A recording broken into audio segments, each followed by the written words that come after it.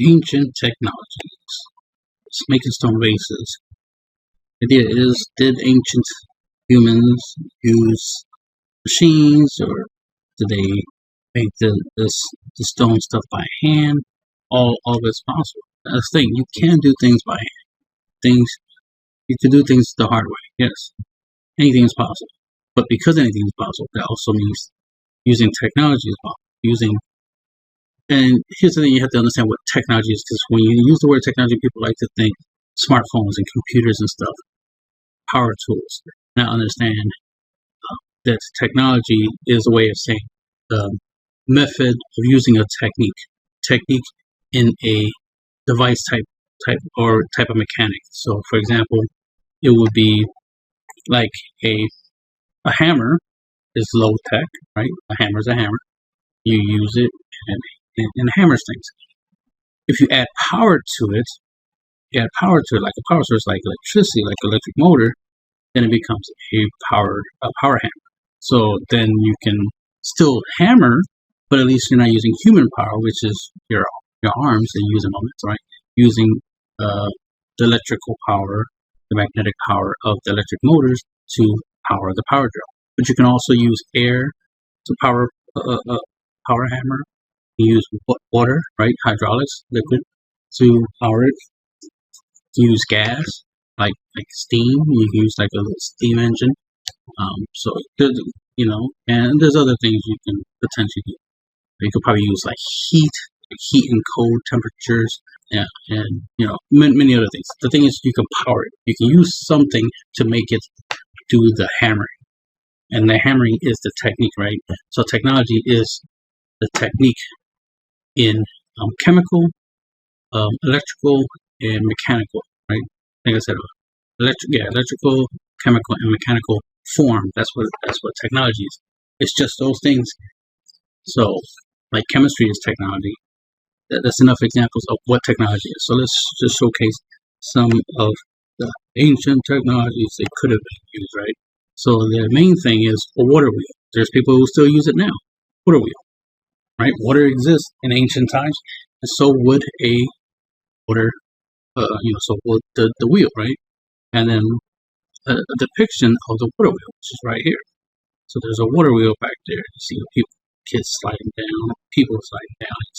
So there's a water wheel back there. Right, so that's the oldest. That's like it's a 1700-year-old image or whatever, like piece from temple or something, a mausoleum, so whatever it is. It's one of the oldest depictions of a water wheel, right? So you can use a water wheel to power things, because all you need is the rotation, right? That's what you're doing. You're using water to spin something, which is the water wheel, to rotate an axle, like you see in this first image. Now I'll show some video footage of this guy making this thing. And then over here you have a stone wheel with a hand crank on it, and so you can hand crank this. So the idea here is that it works like a flywheel. You hand crank it to start making it spin, then you stop cranking it and it'll spin on its own because of the weight of momentum. So just build up momentum and keep spinning on its own, and then you can take like a knife, a rock, whatever you need to grind or sharpen, you grind it against. You just press it against the spinning wheel, and the spinning of the wheel, the friction of it will do the grinding, right? So this is how they can grind stone. This is how they can cut stone.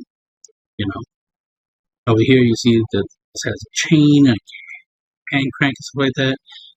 And you can make a chain out of rope. You can make a rope chain. It doesn't have to be a metal chain. You could do some wooden gears or something like that. So there's something there you can do. So then, of course, like I said, here's a depiction. Water wheel. As you can see over here, this is something that exists in real life that you can see looks a lot like this depiction of this water wheel. Depiction here looks a lot like this structure here. These arches and stuff like that, right? So, water wheels. And they use water wheels for a lot of things.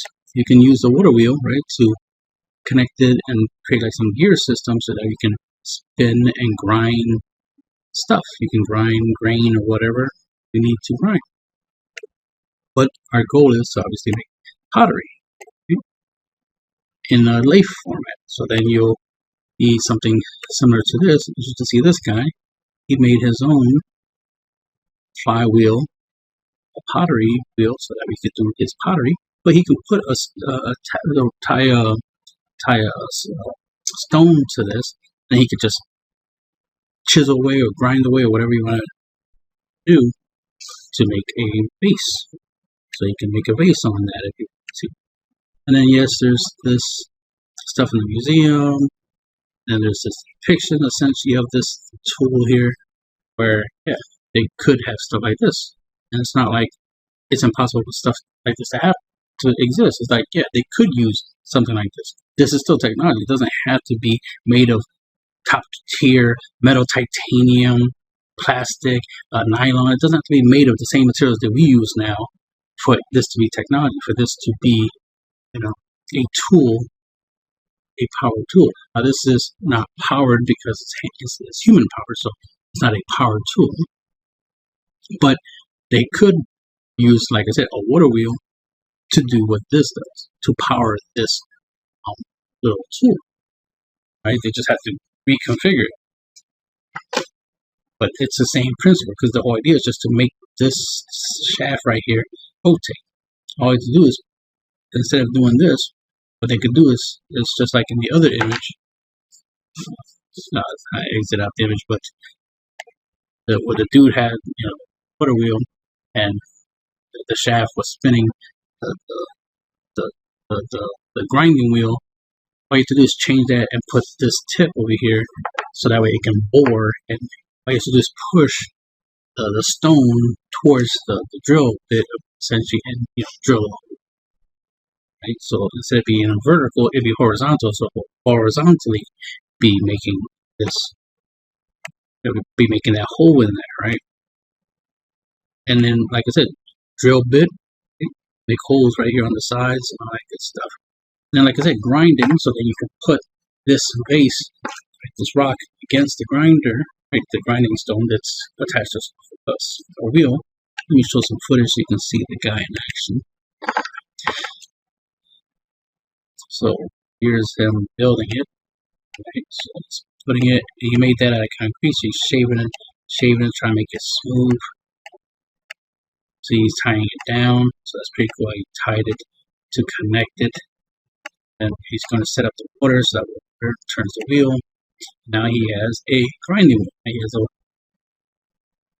a grinding stone. Then, of course, he's going to use it to sharpen his knives and stuff. So there he is. He's grinding away. And this could just not be a grinding wheel. This could just be like he could be doing this specifically so he can make like a vase or a wheel. Like I say, he's trying to make a stone wheel, and this is how he makes his stone wheel. Just with a knife, and this is just him shaping it into a nice round shape, so you can use it as a wheel, so you can make something out of it, like a cart or something. So that's an option right there. But like I said, you can attach the drill and stuff and start drilling holes. So this is him getting some materials, because he's going to try to make a pottery wheel. So there's the pottery wheel, and you see how it has kind of like a water wheel, but and see how he's using a water hose to hit it with water so it can spin, and they're spinning it with water. Now, of course, he can just put this somewhere where there's a water source that is running in that direction. But yes, you can make a hose. You can make holes out of like sticks and bore holes through the sticks. Basically, make a whole bunch of little flutes, and then attach them together with some sap resin, and then it'll be flexible and be a water hose. I'll make a video about how to make water. He's there using it, but he can have a stone on top that he attach and start, chiseling, carving it, sanding it, whatever you want to call it. Because all you need to do is just make it move. That's the thing. As long as you have something moving, if you make stone move, right, All you have to do is press something that's abrasive against it, and it'll grind. Like, you don't need a spinning grinder to grind stone. You just need to spin the stone and have an abrasive, something that's abrasive like a rock, right? That's very abrasive, and just press it against the spinning stone, and that's how you can grind it. So grind is you're grinding in a different direction. So instead of the grinder grinding the stone is grinding itself against the stone. Right? Instead of you, like, for example, it's like how you take a axe and you rub the axe on a stone to sharpen it, as opposed to taking the stone and rubbing the stone on the axe to sharpen it. You rub the axe on the stone to sharpen it. See what I'm saying? You're just doing the same thing, but in a different order is what I'm trying to say. So here's a person, of course he's using modern technology, but it's just a mechanical version, right? Electrical version of the flywheel thing, right? Because the idea is to make this thing spin. So this is, not like the other guy. The other guy was making a grinder so he can sharpen his tools. But this guy's actually going to make something out of this. But you see, he's going to spin it. And he's going to use this tool, which is spinning in the opposite direction. And like I said, see how the stone that you want to work is spinning? It's being spun. It can be spun by a water wheel, not just this machine here. It can be spun by a water wheel. It can be spun by a human being cranking it. I could be on the other side spinning this thing with a hand crank. But it's better to use something more powerful like a water wheel or this machine right here. Then you need something else a lot like this that is being held steady, being pushed and pressed against the stone and spinning, right? Doing some type of work.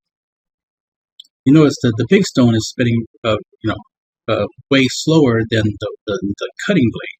We're gonna fast forward real quick so you can see, what's happening. See, little by little, we're taking bits and pieces and we're doing it in a uniform fashion. And you can use like a stencil to determine how far the blade, the cutting tool, the abrasive tool, is coming close in contact with what you're working on, so you can slowly, little by little, cut this stuff. So all you're really doing is just essentially just grinding pieces away. Using different abrasives. Now he's going to polish it, make it nice and pretty, and this is how you would polish. That's why a lot of the ancient Egyptian statues and stuff that are very shiny, smooth, is because of polishing. Right? You see how the stone is rotating, and then you're using something else that's also rotating to polish. But you don't have to have something rotating to polish. This just makes it faster and better. Let's say you could just hold and make it, just hold it against and press it against it, and the spinning of the stone will do all the work. That's the whole idea. Work smarter, not harder. Let's go on to the next video demonstration. So the idea of a lathe. So we can skip through some parts. So a lathe, how they could have had an ancient lathe. This guy goes through a lot of stuff. You can look it up. Ancient lathe for making stone vases. So he makes stuff. And he showed that they definitely had the materials to try to make a lathe, and shows a demonstration of what the lathe would have looked like. Showing some demonstrations of like how easy it is to break rocks when you have the right tool. And the guy didn't have to use advanced alien technology to do so. But of course, to shape it and polish and stuff, that he would need better stuff than that hammer. But that tool is more than enough to splitting rocks and cutting rocks are not the same thing, right? And they were showing, like you could break it by using a wedge, and he's using other examples like how you can work the cool stuff. But the idea is like, you put it on a lathe and then you can rotate it and start working on it. Use different abrasives to get the shape. So pretty much explaining what I was explaining, how you can spin the stone and then shape it while spinning it. You don't need a tool that's spinning to work on the stone. You can just spin the stone itself and use stationary tools. So here's some modern day stuff. So here it kind of looks like a water wheel. So here's the tube drill in action. See water and stuff.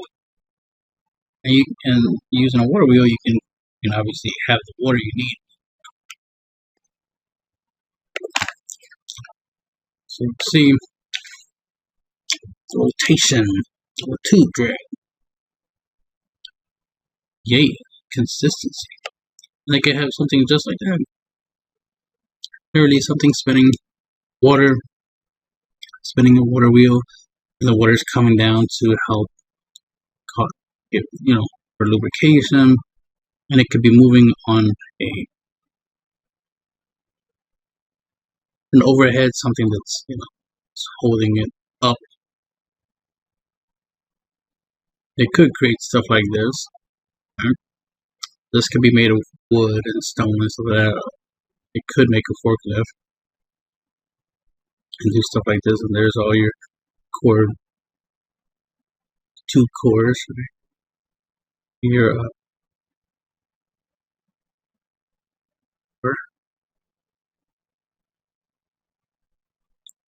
striations. So something that's simple.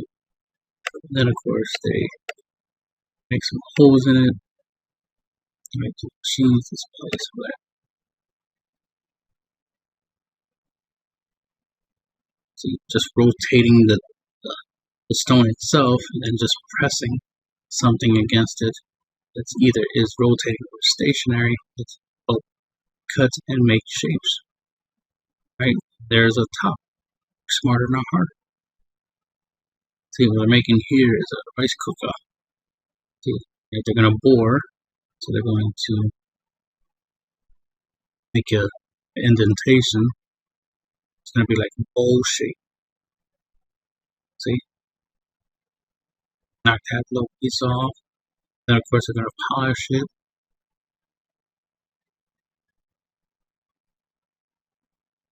Again, it's all about just rotation. It's not that hard to create something that rotates. You can literally use water, air pressure, steam engines to rotate and do stuff like this. We know ancient humans had access to metal, access to stone, access to water. So none of this is impossible. They could literally have done stuff just like this. Look at that. And I've seen stone vases. I've seen stuff from Egypt, for example, that have striations that look similar to this, because it's all about this. It's the same technique. It's just about spinning something, whether it's by hand or literally by a machine. The machine doesn't have to be made of metal and be powered by diesel fuel or whatnot. If anything, that's primitive. Us using diesel fuel is pretty primitive. It's pretty ancient. We're just burning carbon, right? We're burning organic material to make something move. Burning fuel is no different than boiling water and using steam to make something move, like a water wheel. For example, a nuclear power plant, we're like, oh, that's advanced, that's really cool and special. It's like a power plant. It's just a big, giant, exaggerated steam engine, because all it is water being boiled up into steam with radioactive pods, right? Creating a lot of heat, boiling, causing the water to turn into steam. The steam turns a turbine. The turbine is connected to magnets, which creates electricity. That's how it's a steam engine is used. Giant steam engines used to turn magnets in between copper coils to create electricity. You can literally go, you watch YouTube and learn how to make your own steam-powered electric generator, which essentially is a nuclear power plant without the radioactive element to it. So what we got here. So here's making a cup, because you're like, okay, that's easy to make. Use a lathe or something like that to make the round stuff, but making a cup so you can make a cup of coffee, right? Of course, yeah, we can use power tools, right? Tool drills, diamond tip, or just abrasive. Like the fact that shows there, you see how essentially the abrasive is glued on. They could have made, tubes and then glued with tree resin or something like that, glued abrasives and done something like that. You see how he was just spinning it, grinding it, wet it, he's spinning it.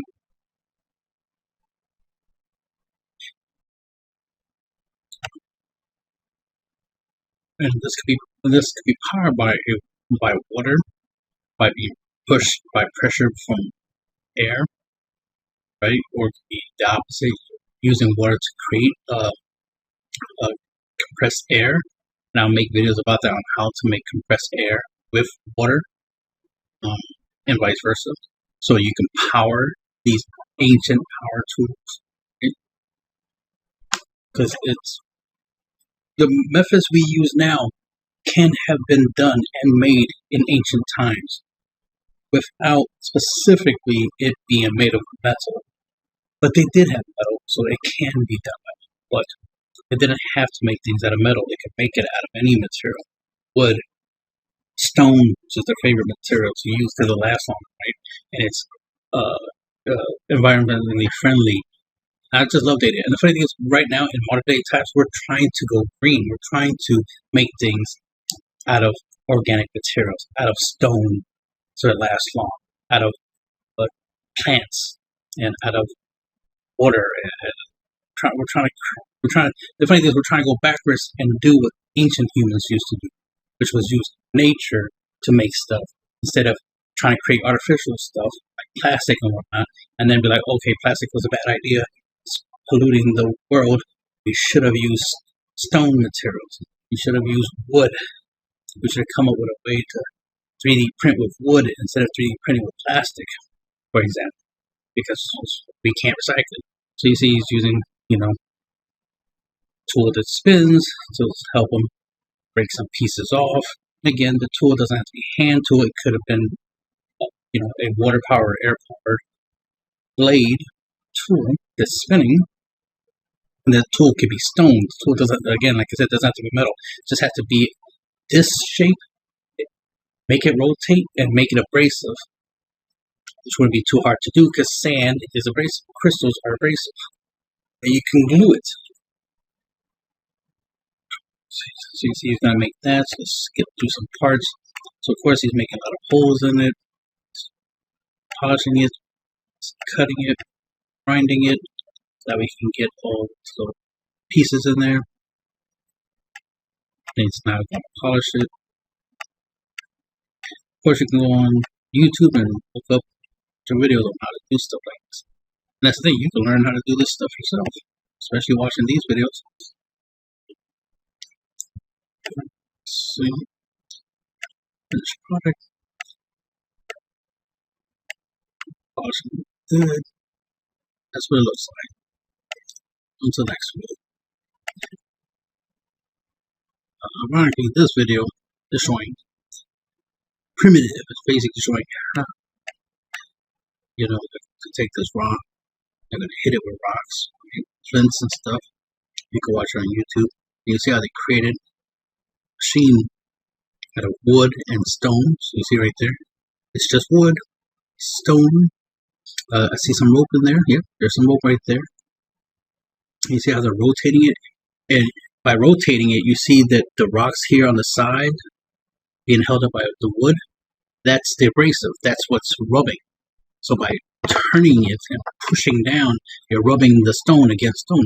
Rubbing stone against stone is going to cause friction. Friction is going to cause an effect. It's going to cause some heating, among other factors. So right now you see they're just rubbing stone against stone. You see the same thing here. See that stone right there is curved. That's how they get the shape, because they're using different shaped stones. See how they're using stone at the side. This literally is what I've been talking about this whole entire time. Look at it. You spin the stone, the stone base, right? The stone that you're trying to work, and then you do stuff like this. Like this is a handsaw, right? That's supposed to be like a copper plate that they keep rubbing back and forth, right? They're doing some braces, so there's some sand in there, right? Water, right? SGD loves talking about that, right? This is definitely up as. See, what I'm gonna call this is a stone grinding lathe. I know what SGD loves talking about doing things the hard way and this and that, but for me, it's like ancient humans worked smarter, not harder, right? So this could have been powered by water, air, steam, whatever. You could attach a windmill to this and use the wind to spin this. Like you don't have to do this by hand. You see, by spinning it by hand, you see a lot of vibration. So of course, there's gonna be a lot of imperfection because of the vibration. But just because there's imperfection doesn't mean it was 100% by hand. It could be done by a vibrating, a imperfect machine like this that's being powered by a water wheel. And it will vibrate, and the vibrations will cause the imperfections, which is why it will look, something will look handmade, even if it wasn't really handmade because it wasn't done by a human hand. It was done by a wooden hand, right? The drill attached to a water wheel. Like if we attach this to a water wheel and have the water wheel make this thing and spin and do all the stuff that they're doing by hand and have a water wheel do it, the outcome will be the same.